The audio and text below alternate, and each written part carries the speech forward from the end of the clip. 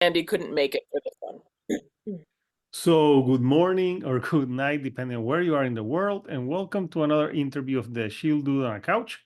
I'm your host, Hector, and tonight we're joined by Laura Schultz. She sings and plays guitar on the band Down the Lee. So, Laura, how are you tonight? Good. How are you? Thanks for having me on the show. I'm good. Thank you for agreeing to be here. So, I listened to the EP that you it's coming out this Friday, and it's called Dirt. Yep, Uh, so not to be confused with confused with Alice in Chains Dirt. So this is correct. But I mean, we're children of the 90s, so yeah, I know, like, because a lot of people will feel Dirt if in their 90s they'll think about that album. But right.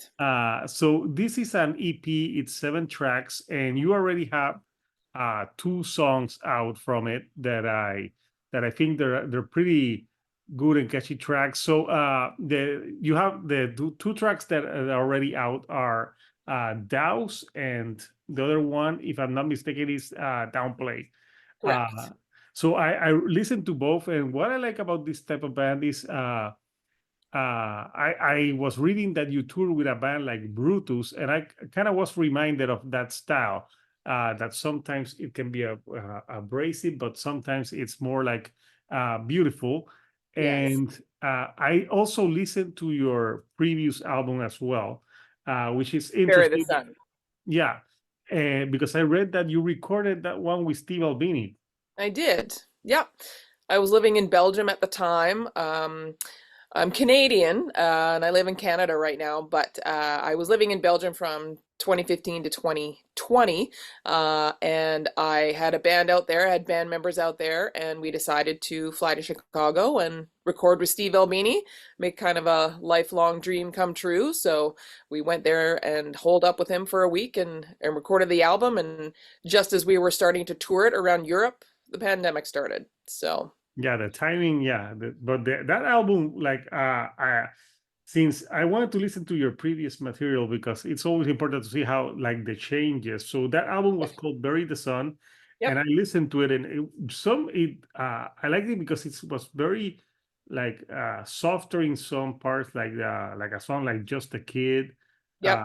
we All Belong on the Surface, Antiseptic Heart. Yeah, really good. How was that experience of working with such a, obviously in the rock world, if you grew up in the 90s, you know that Steve Albini recorded a lot of albums, but obviously people like In Utero by Nirvana and Razor Blade Suitcase by Bush will come to mind, especially In Utero by Nirvana. So how was that Yes. experience of working with Steve Albini?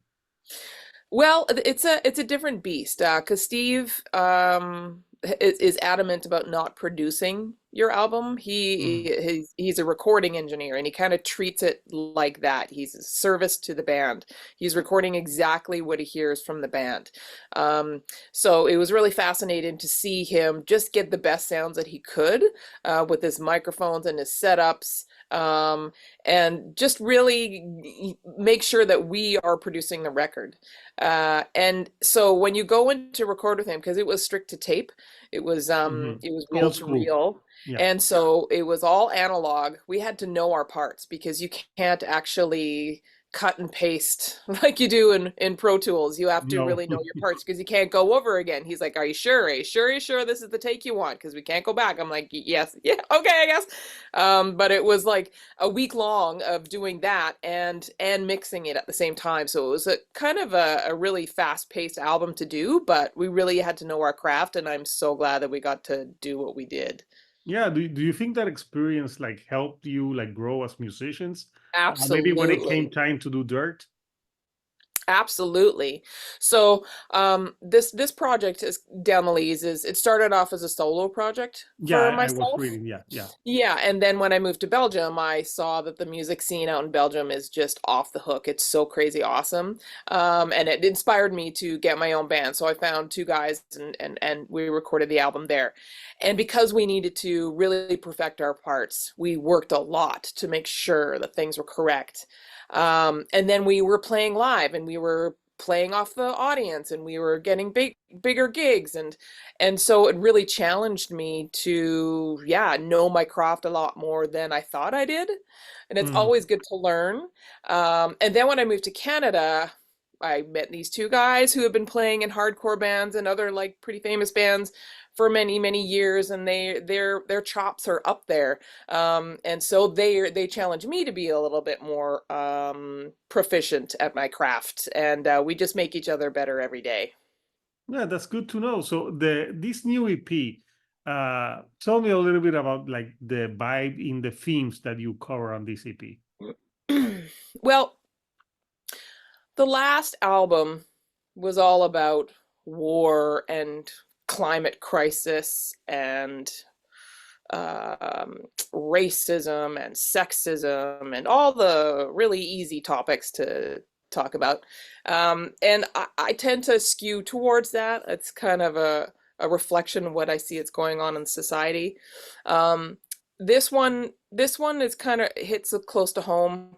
We called it Dirt because the title track is about climate change, and Mother Earth and what we're doing to her, because we come from a very, very serious wildfire region in Canada, and it's getting worse every single year, and so it's really forefront in our brains. So we've tackled that. We've tackled what it was like for artists to come out of the pandemic and feeling imposter syndrome, and not feeling worthy, depression, ageism, all kind of things like that. So it's kind of a hard, challenging listening to it, but it Is rocks it at the more same like time. introspective, looking It's inward? very introspective, yes. Mm, yeah. Yeah. So yeah, I'm gonna show the artwork for the EP. That's out this Friday. So here we have the artwork for Dirt. So tell me a little bit about this artwork. Okay. So we, I also have a record label called Off White House Records. I Oh, started, awesome. I, it initially started with me releasing my projects, all the bands that I've been in. But then when I was in Belgium, and just as the pandemic was ending, my friend, who I was in a band with, decided she wanted to record her own album in her house by herself. And so her band called Haze was born, and she is a graphic artist. So Okay. I said, "Hey, do you want to be on this roster? Why don't I start, bringing on other bands?" So we have lots of bands from Belgium and France and America, but she's been kind of instrumental in creating this piece. I took the photo, but she added the flame, she added the arm, she added the titles and stuff. Her name is Mirabel Van de Put. She's Okay. Belgian, and she has her own like graphics art degree, and so I really wanted to showcase that there's beauty in nature, but also that humans have a history of screwing it all up, Yeah, and that's where that is that very came correct. from. Yeah. So yeah, it's a pretty cool artwork, and so it's and I think it conveys a lot of the sounds of the EP. So, Mhm. what has been your experience, like doing your own record label? What has been your experience on that? Because I've spoken to a few people who have like smaller record labels, and tell me a little bit about that experience for you. Yeah, so we operate as an artist record label collective. Mhm. So we, as a founder, I don't really finance the bands to like deliver their music and their merch. They all kind of handle that stuff. But when it comes to getting the word out there, helping each other with different aspects of being in a band, like I need help with graphic design, or I don't know if you know a band called Bronson Arm. No, I don't know that one. Okay, you should listen to Bronson Arm. They're a two-piece from Kalamazoo, Michigan, and he is a Blake is a mastering engineer. So he's helped a lot of the bands on their mastering their albums.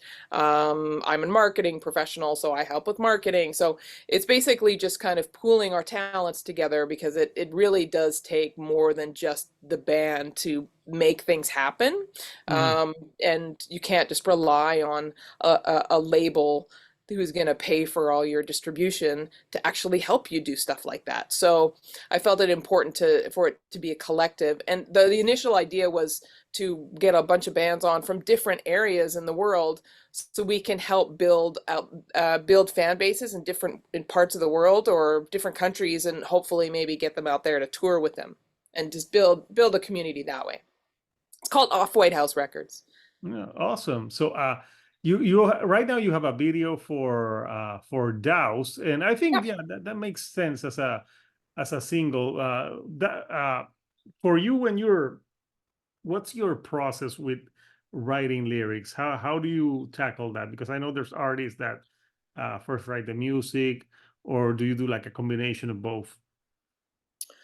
It's always in music for me. It always comes with a riff with the guitar, because I write the skeleton of the music, and then whoever's in the band with me help me kind of bring it all together into a cohesive thing with playing bass and drums. So it usually comes with a riff, and I'm humming along a melody when it comes to what I want to say. And then I kind of let the song dictate what it's making me feel or what I'm thinking of at the time, and kind of dictate, yeah, what I want to say. And I start popping in words here and there. Yeah, do And you so then like I use start, like a notebook and you scribble notes and then you like fine tune it to like because I yep, think a lot of artists did that, especially in the 90s. yeah, That way of writing songs. yeah, that's how I write it. I don't think I've ever, maybe once or twice have I written the lyrics to something first and then started writing the song. I've maybe once or twice in my career of doing this for 30 years, have I done that. It's mainly just writing the music and then a one or two words here. I remember when I was singing Douse, I was like, Douse! I was just screaming it. I'm like, why am I singing about Douse? I was kind of letting my body dictate what's going on.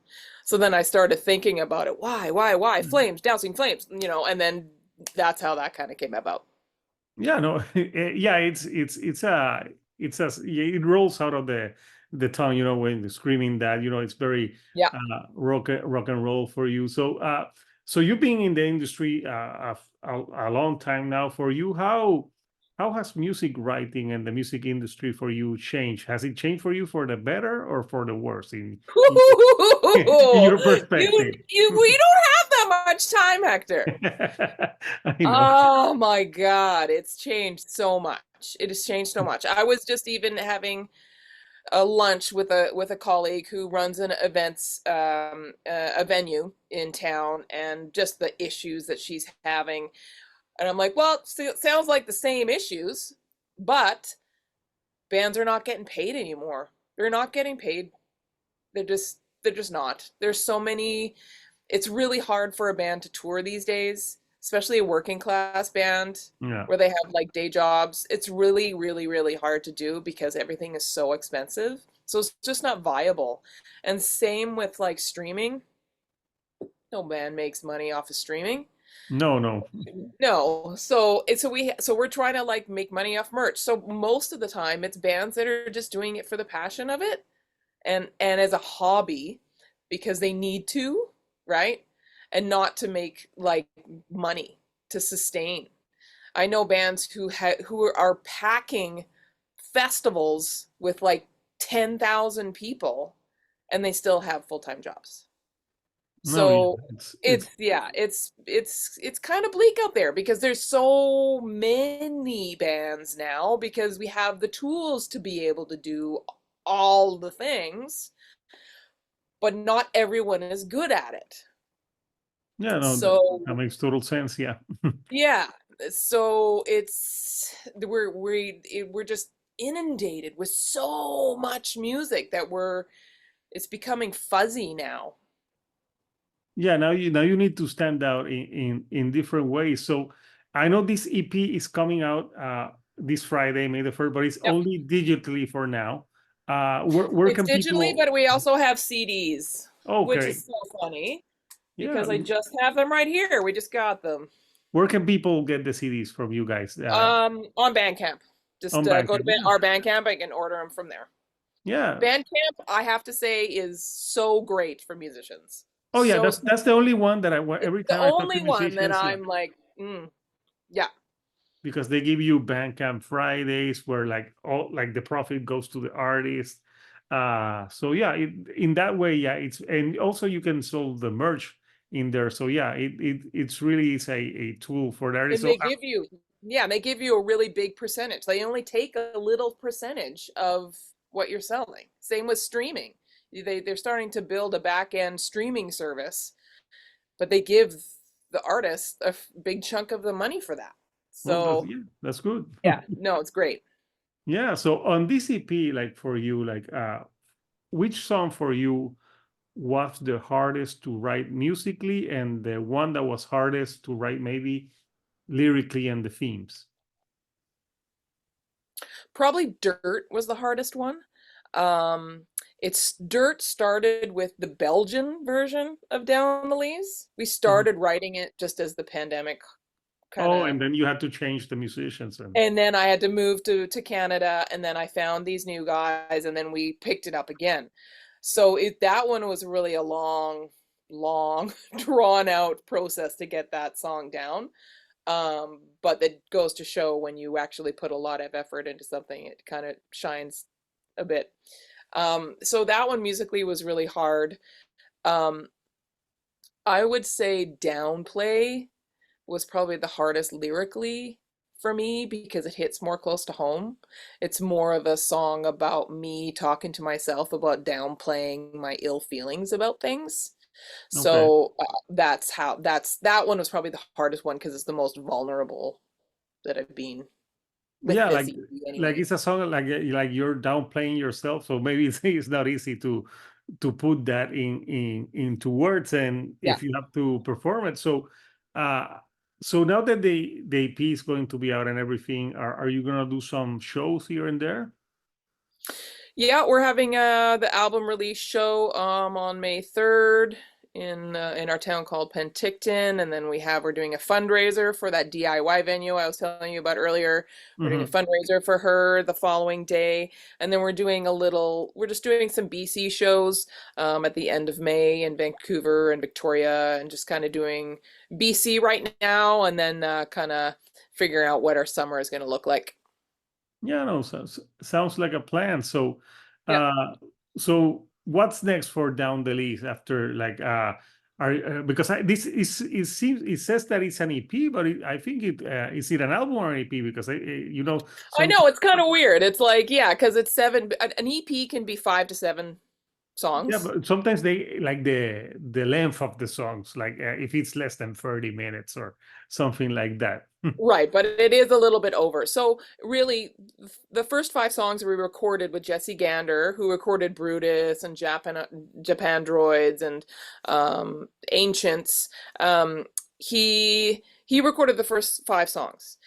The last 2 songs, I recorded and played everything myself. And those are the very first songs that I recorded when I came back to Canada. And it's how I met the drummer because he helped me record it.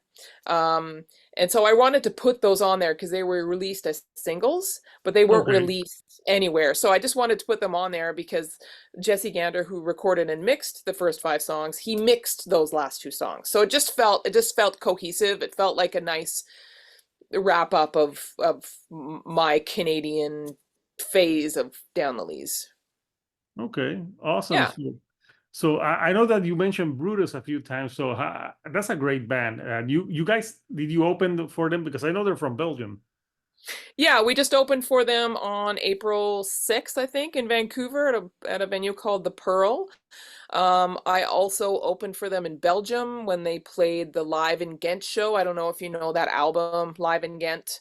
It's just them playing their songs live and get to a sold out crowd. And I opened that show and I know them and I've been fans of them since I moved to Belgium because Jesse Gander recorded all of their stuff and he said you should go and see a Brutus show when you move there and I did and I immediately became a fan. So we've Yeah, just been in touch ever since. their album. I love their album Nest. I've been a fan after I listened to that. Ah, yeah, Nest is great. Yeah, Yeah, I yeah, listened to that album. I'm like, wow, this band is great. So, yeah. So Laura, before I let you go, because I know you have to do more of these stuffs, like what would you let know, the people who have been fans of the band for a while now, like what would you say to them before we go?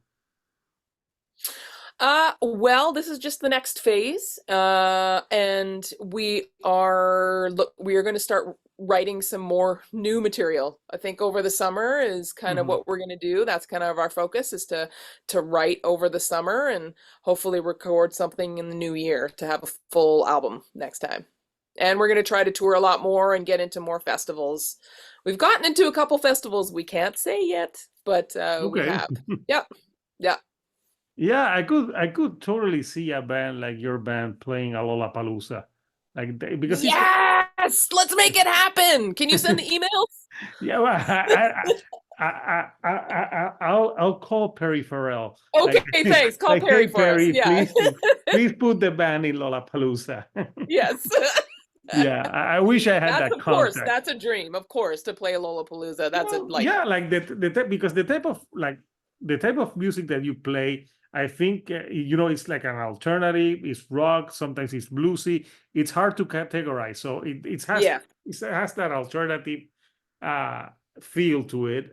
yep. First, when I first saw the promo, I thought that it was going to be a hardcore band, but then I listened to the music, and I'm like, no, And it's you're not like, hard. wait a minute. That's why we like to play with that Mhm, dichotomy that mhm. we're not like a metal band, we're not a hardcore band, we're not an alternative band, we're not an indie rock band. We can kind of fit in a bunch of things, kind of like Yeah, Brutus does. They play a yeah, the lot same of metal thing. festivals and they play a lot of alternative festivals. They kind of blur the lines. It just opens up a lot of opportunities, and Mm, I like having that kind of sound. I like yeah. being able to do different things all the time. I don't want to put myself into a box of playing just punk rock or just metal. Like I like having a bunch of different aspects to it. I So, think it makes bands more interesting, and that's something that I love about the '90s. That a lot of bands had different styles to it, yeah, and to to this day, my favorite music is still like that alternative rock from the '90s with yeah. experimentation. So yeah, so Laura, I wish nothing but the best for Down the Lease and Thank people. you. I'll put the a video so people can see a video and the link for the Bandcamp so they can buy that. So this is coming out May 3 this Friday. So Yep. people, I'll put the link so you can get that. So Laura, I want to, thank you for taking some time of your day to, to join me here virtually on the couch all the way from Yeah. Vancouver to And I Puerto have my Rico. couch here as well. I'm on my couch. Yes, yes. Yeah. It's like a conversation between two Yeah. people, like Perfect. so yeah, it's awesome. So Okay. yeah, people get if like for people I would recommend this to people who listen to all those bands that we talked. If you like alternative rock, but alternative rock with some like experimentation, thoughtful lyrics, down the list, look no further. And probably when people put dirt, remember you get Alice in Chains, but you also get your band. Uh, Yeah. Yeah. but yeah, like yeah, that wouldn't hurt. Like if Alice in No, Chains wouldn't called hurt. you No. and told you like, hey, would you like to open for us like that? That would be I wouldn't say no. I wouldn't say no, I no. wouldn't. I wouldn't say no either. So people, you heard it here. The EP almost album is out this Friday. So Yeah. until next time, people, this is Hector, the Shield Dude on a couch, and I'll see you all right here on the couch. Thank you and goodbye.